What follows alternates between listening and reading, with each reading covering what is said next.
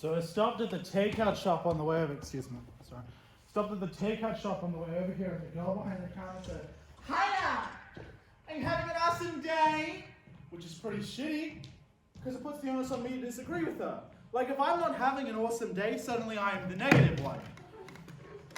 Well, I thought, today I'm allowed to be having a bad day. Today I'm allowed to be feeling shitty. So I said to her, well, my mum died, and she immediately burst into tears. So now I have to comfort her, which is annoying, and meanwhile there's this line of people forming behind me who are all giving me these real judgy looks because I made the takeout girl cry. And she's bawling, and she's going, "I'm sorry, I'm so sorry." And I'm like, it's fine. It's fine. I mean, it's not fine, but it's fine, right? And I kind of got somewhere to be, and I would like to order a chicken burger, so maybe less with the crying, more with the frying. Huh? And she apologizes one more time, and she offers me a free churro with my meal.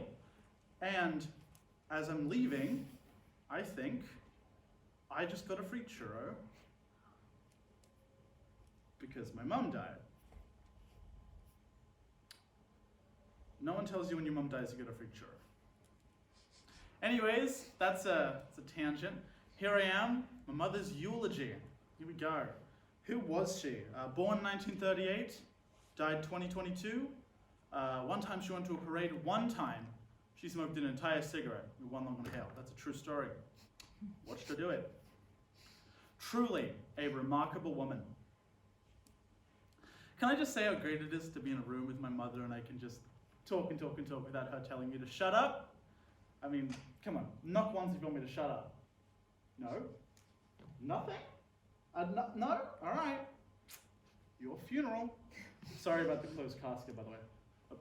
She wanted an open casket, but she's dead now, so who cares what she thinks. That sounds bad. I'm sorry, I can feel your...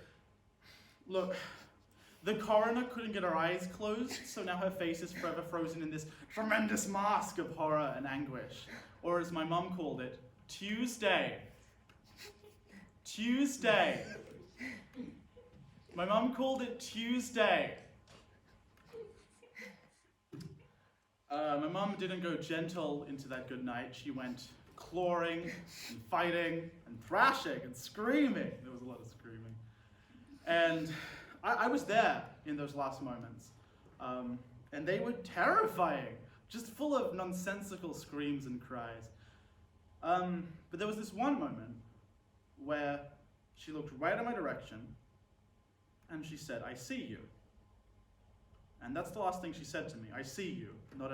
Not a statement of judgment or disappointment, just recognition of another person in the room. Hello there, you are a person and I see you. I mean, it's a weird thing to feel for the first time that your mother finally sees you. To know, oh, well, that was the thing I was missing all along, to be seen. But it doesn't feel like a relief to finally be seen.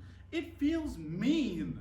Like, oh, so you knew what I wanted the entire time and you waited until the last possible moment to give it to me. I mean, I was expecting more cruelty. I was sure she would get in one final zinger about how I was fat, or stupid, or too tall to be an effective Lindy Hopper, how I was needy and a burden and embarrassment. All that I was ready for.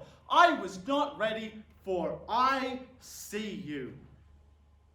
My mother, ladies and gentlemen, the only one lousy enough to swipe me with a moment of connection on the way out. But maybe it wasn't about connection. Maybe it was an I see you like, I see you, like you might have the rest of the world fooled, but I know who you really are. I mean, that's more my mum's speak.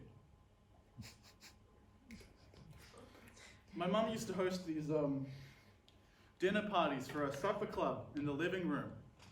They were something to talk about.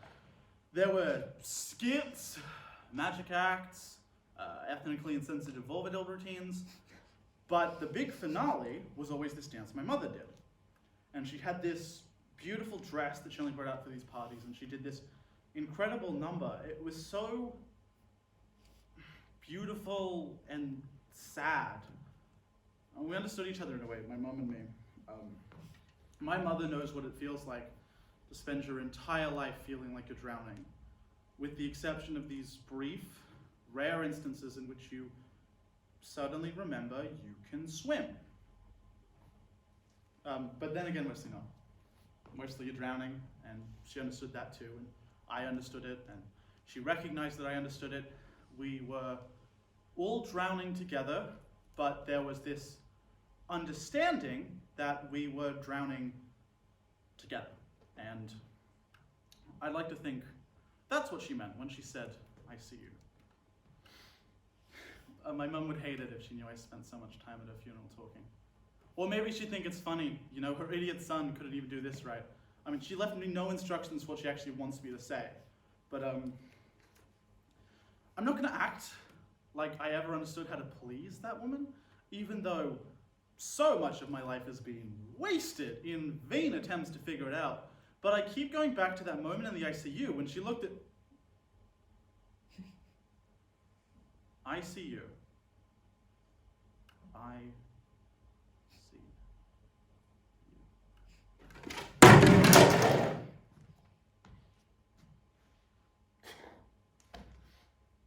We were in the intensive care unit.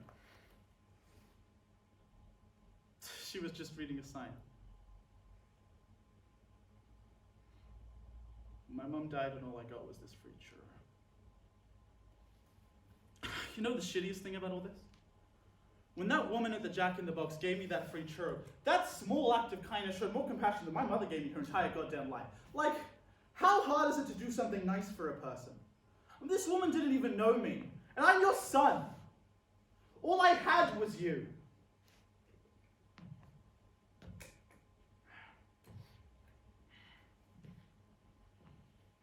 I'm sorry.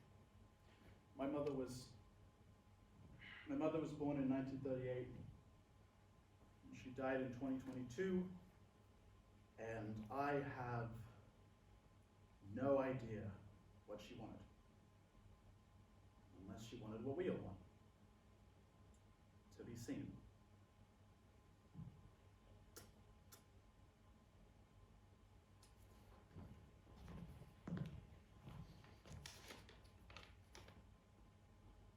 Is this funeral parlor B?